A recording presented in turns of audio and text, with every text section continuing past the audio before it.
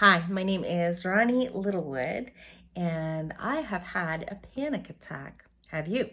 So, I want to talk to you a little bit about the experience of having a panic attack because most of the time when we have panic attacks, we generally do not talk about them because of shame. And we've talked about shame before.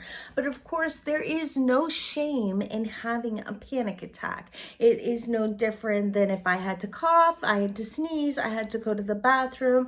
Sometimes the body takes over and does what it needs to do when it is experiencing a great stress or great fear. When I was younger, I used to have them in my 20s. I had too many things that I didn't know. I hadn't learned all the tools in how to regulate and how to, pull myself and shift myself from negative emotional states to positive emotional states. So you would think somebody who's a therapist would know how to do it. But a few years ago, I was in Key West. I was on vacation with my family, and we were on Duval Street. And if you've ever been on Duval Street, it's like the fanciest, most touristy, is that a word? Touristy? You know what I'm trying to say. It was the most tourist street in all of Key West, perhaps maybe not all of Florida, but pretty close. So I'm walking down Duval Street and I'm in my head and I'm having massive racing thoughts because I had an argument with one of my family members early in the day, and it was just replaying and replaying and replaying, and I didn't realize I was doing it because that's often what happens with racing thoughts. And as I'm crossing the street that is loaded with, it must be like thousands of people, I start to all of a sudden not be able to breathe.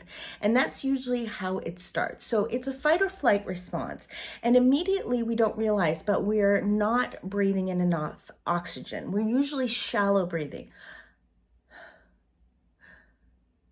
We don't realize we're shallow breathing because we're in our head, but we're not taking big amounts of oxygen like we should.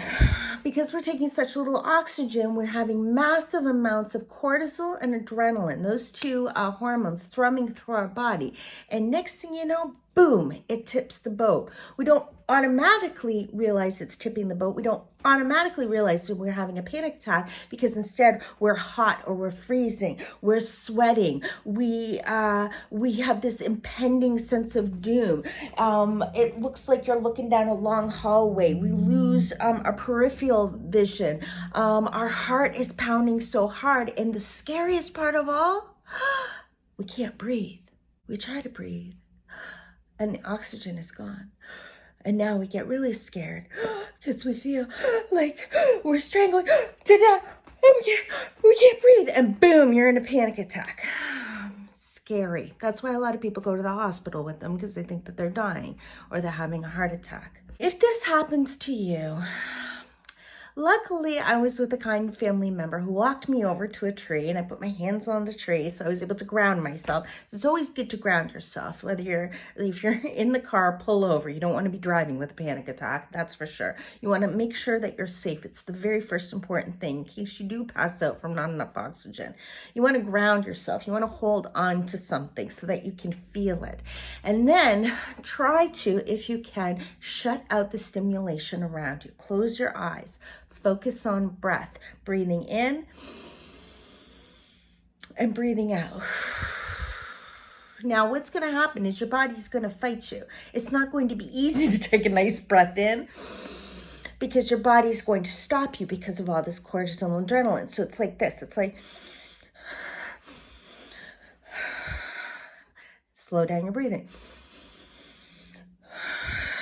Your body's still going to be fighting you. Slow it down even more. Breathing in bigger. And until you're getting full belly breaths in.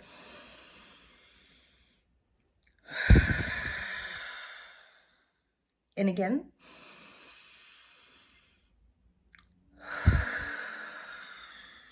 And literally within about 60 seconds, you can pull out of a panic attack, provided that you know I'm safe, I'm not dying, I know how to limit my stimulation and slow down my breath.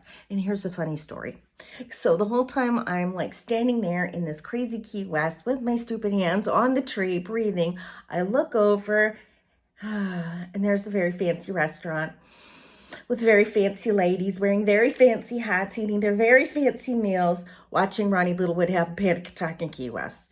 So it can be embarrassing at times, but you know what? Such is life. You know, we move, we grow, we move on. There's no shame in having one. And if you do, I just invite you to think about getting some help, do some research on it, do some reading. I want you to learn how to practice maybe some box breathing skills and seek out a qualified therapist who can help walk you through in case you have them again. Take care. I love you. Mwah. Good luck.